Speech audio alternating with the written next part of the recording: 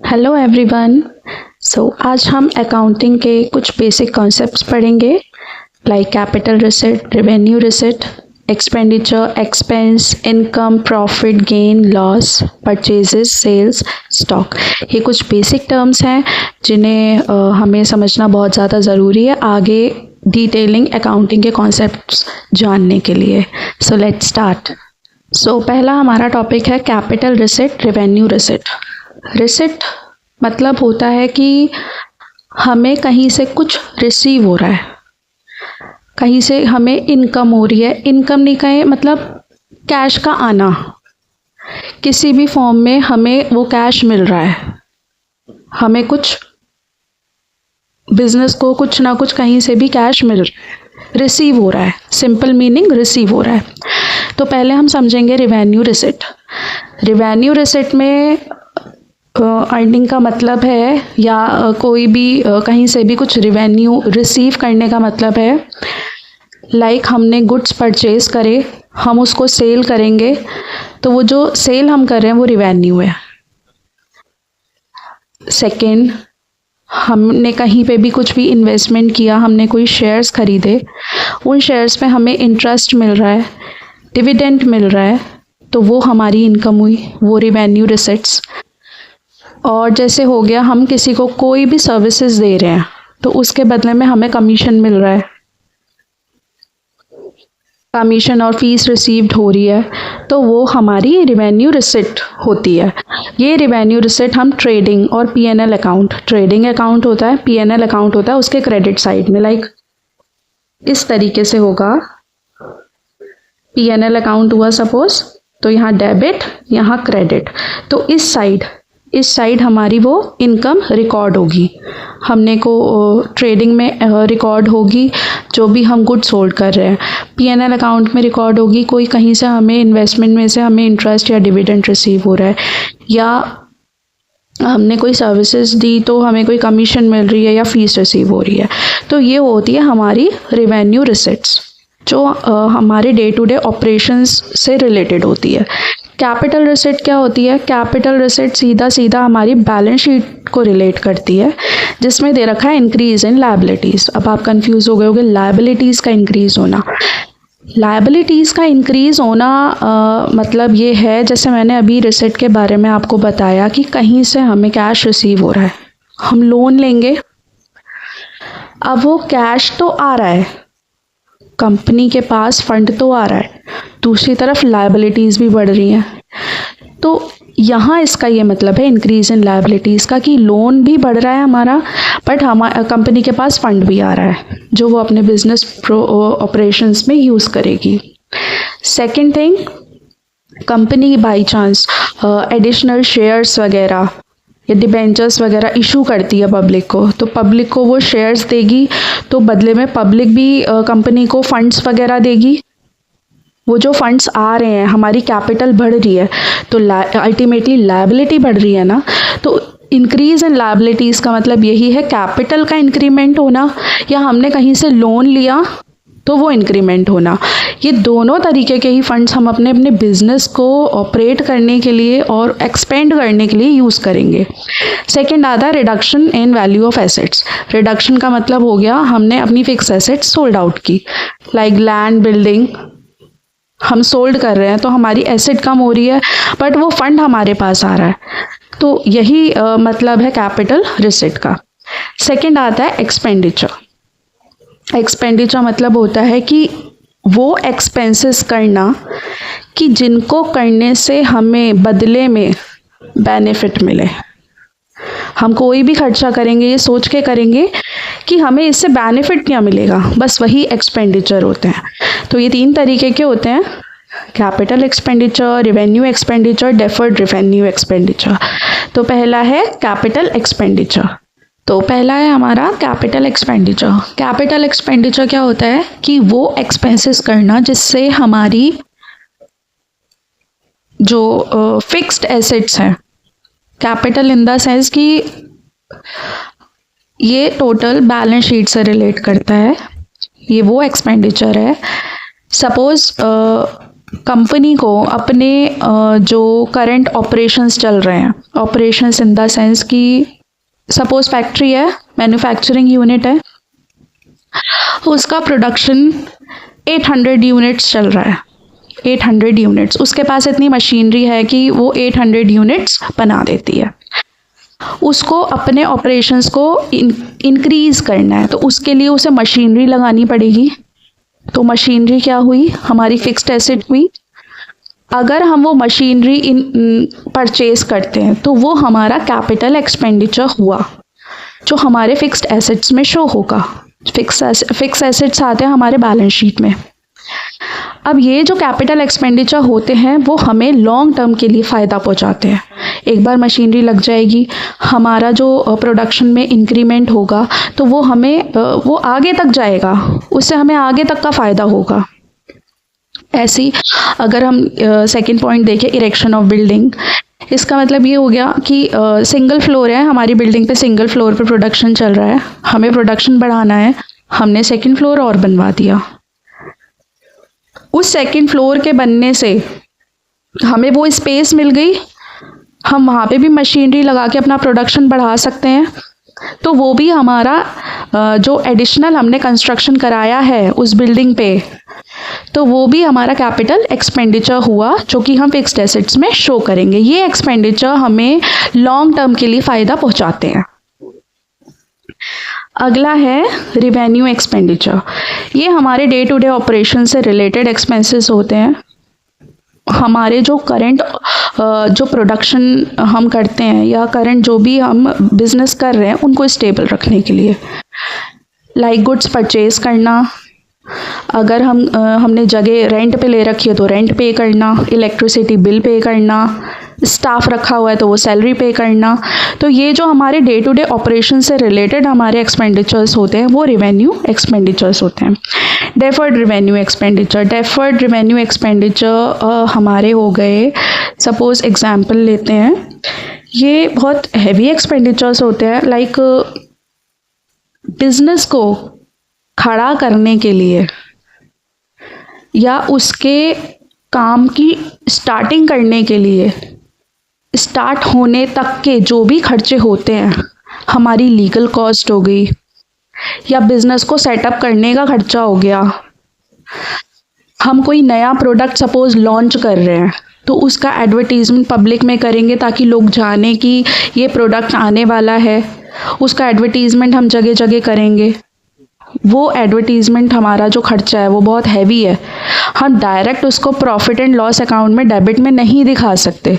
तो हम क्या करेंगे, जब जो हमने एडवर्टीजमेंट किया, हमें इतना कंपनीज़ को अंदाज़ा लग जाता है कि ये इससे हमें सपोज़ 5 इयर्स तक फ़ायदा मिलने वाला है, इतना हमने प्रॉपर उसका एडवर्टीजमेंट दे दिया।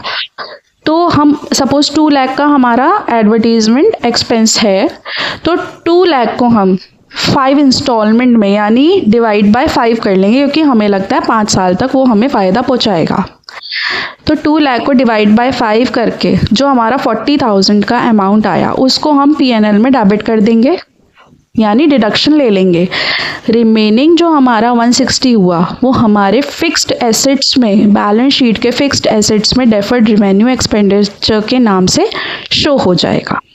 और हर साल हम उसको 40,000 की डिडक्शन लेते रहेंगे तब तक जब तक वो एक्सपेंडिचर हमारा निल नहीं हो जाता। तो ये रिवेन्यू डेफर्ड जो होते हैं ये बहुत हैवी होते हैं, तो इनकी हम डायरेक्ट डिडक्शन नहीं ले सकते, तो हम हर साल लेते हैं। ये मैक्सिमम 3 to 7 ईयर्स तक के एक्सपेंसेस हो सकते हैं। अगला आता है एक्सपेंस। ये वही सिंपल एक्सपेंस हैं जो हमने पढ़े थे, रिवेन्यू एक्सपेंडिचर, जो हमारे डे टू डे ऑपरेशन से रिलेटेड होते हैं। हमारे जो गुड्स हम सोल्ड कर रहे हैं उसकी कॉस्टिंग से रिलेटेड, सैलरी से रिलेटेड, वेजेस से रिलेटेड, कोई हमने सर्विसेज ली तो वो हम उसकी फ़ीस पे कर रहे हैं, या इलेक्ट्रिसिटी का बिल हो गया, टैक्सेस वगैरह हो गए, ये सब हमारे एक्सपेंसेस में आते हैं।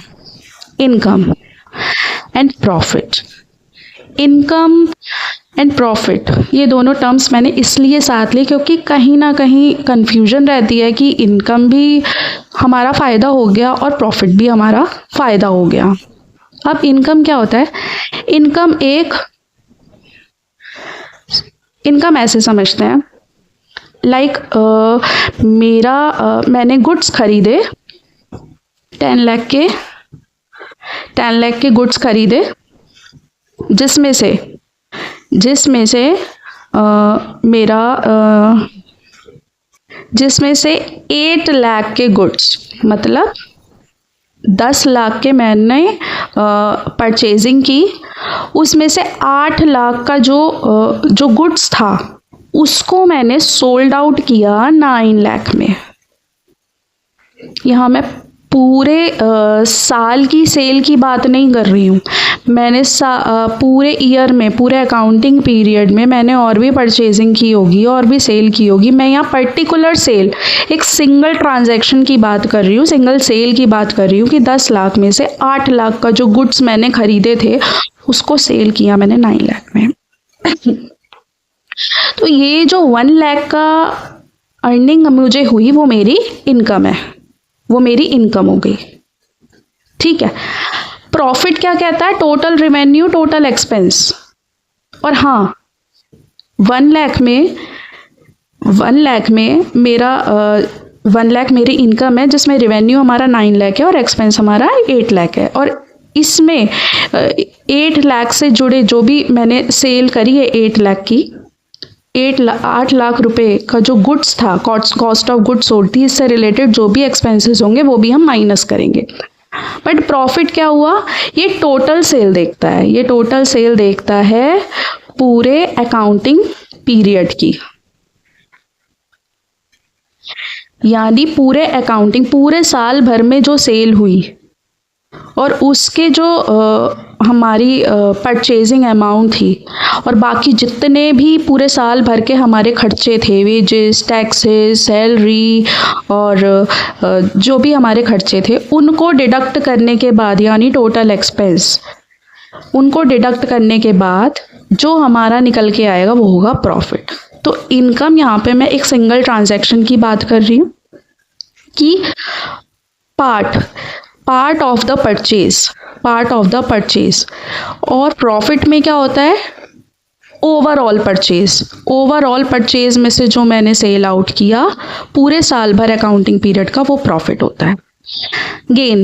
गेन हमारा प्रॉफिट गुड्स से रिलेटेड नहीं होता कि हमने परचेज किया, सेल किया, जो हमें फ़ायदा हुआ वो हमारा प्रॉफिट कहलाया जाता है। बट गेन के केस में क्या होता है? हमने कोई फिक्स्ड एसेट सोल्ड आउट की। सपोज मेरी एक बिल्डिंग है 50 लाख की, मैंने 70 लाख में उसको सोल्ड आउट किया, तो वो हमारा गेन है, वो हमारा गेन होगा, जो बिजनेस ऑपरेशन से रिलेटेड नहीं होता। लॉस 2 तरीके का हो सकता है, या तो हम समझे हमारे खर्चे ज़्यादा थे बट हमें उतना रिवेन्यू नहीं हुआ, तो वो हमारा लॉस हो गया। सेकंड लॉस क्या हो गया कि कुछ ऐसा इवेंट जो हमारे कंट्रोल में नहीं था, हमारे गोडाउन में फायर लग गई, हमारे गुड्स का लॉस हो गया, कोई चोरी करके, थेफ्ट यानी चोरी हो गई, वो हमारा लॉस हो गया। तो वो चीज़ जो हमारे बिल्कुल आउट ऑफ कंट्रोल हो। परचेजेस मतलब सिंपल मीनिंग यही है, जो भी हम गुड्स परचेज कर रहे हैं, लाइक जो मैन्युफैक्चरिंग यूनिट होती है, जो रॉ मटेरियल वो परचेज करती हैं, तो उस केस में मैन्युफैक्चरिंग यूनिट के केस में रॉ मटेरियल परचेज हो गया। सपोज कोई होलसेलर है या रिटेलर है, वो सिंपल प्रोडक्ट खरीदता है और दूसरी तरफ रीसेल करता है, तो जो वो प्रोडक्ट खरीद रहा है तो वो परचेजेस है, वो परचेज हो गया। अब परचेज 2 तरीके की हो सकती है, कैश हो सकती है, दूसरी क्रेडिट हो सकती है। कैश मतलब हमने कैश दे के माल खरीद लिया, क्रेडिट मतलब हमने उधार पे माल लिया, वो हो गई क्रेडिट परचेज। सेकंड होता है परचेज रिटर्न मतलब हमारा माल डिफेक्टिव आ गया, हमने वापस कर दिया, तो वो हम ट्रेडिंग अकाउंट में परचेज में से परचेज रिटर्न को माइनस करेंगे। किस नाम से? रिटर्न आउटवर्ड, मतलब हमने जो परचेज किया था, डिफेक्ट निकल आया, हमने उसे वापस कर दिया, तो हम टोटल परचेज में से वो रिटर्न आउटवर्ड के नाम से माइनस करेंगे। सेल भी सिंपल है, जो भी हम गुड्स सेल आउट कर रहे हैं, सेल कर रहे हैं, यही तो करते हैं, यहाँ खरीदते हैं, यहाँ बेचते हैं। जो प्रोडक्ट हम सेल कर रहे हैं उसको सेल बोलते हैं। ये भी दो तरीके की हो सकती है, कैश सेल और क्रेडिट सेल। कैश मतलब कैश में हमने बेच दिया, हमें कैश तुरंत मिल गया। क्रेडिट मतलब कि हमें बाद में पेमेंट आएगी। सेल्स रिटर्न भी हो सकता है कि किसी कस्टमर के पास डिफेक्टिव प्रोडक्ट चला गया तो वो हमें वापस करके चला गया, तो वो रिटर्न इनवर्ड होगा। स्टॉक होता है, दो तरीके का स्टॉक होता है मेन। जो माल हमारा गोडाउन में यूं ही का यूं ही रखा है, या तो हमने परचेज किया हुआ है, या दो तरीके से समझते हैं इसे, opening stock, closing stock. Opening stock हो गया कि हमारे अकाउंटिंग पीरियड, सपोज हमारा 1 अप्रैल से 31 मार्च तक का एक अकाउंटिंग पीरियड चलता है। 1 अप्रैल की डेट में जो हमारा स्टॉक दिखाई देगा, जो हमारा आइडल पड़ा है, जो अभी किसी काम में नहीं आया, सेल नहीं हुआ, ऐसे ही पड़ा है, तो वो ओपनिंग स्टॉक होगा। क्लोजिंग क्या हुआ कि उस ओपनिंग स्टॉक के बाद भी हमने परचेजिंग की, सेल किया, और लास्ट में 31 मार्च को जो हमारा स्टॉक नहीं बिका है, गोडाउन में यूं ही आइडल रखा है वो, तो वो हमारा क्लोजिंग स्टॉक हुआ। स्टॉक मतलब यही हुआ जो निकला ही नहीं है, हमने खरीद लिया, बन गया, रखा हुआ है, बिका नहीं है, वो सिंपल मीनिंग में स्टॉक ये रहा। तो ये थे हमारे बेसिक टर्म्स अकाउंटिंग के। अगर आपको मेरी वीडियो पसंद आई हो तो please like and subscribe. Thank you.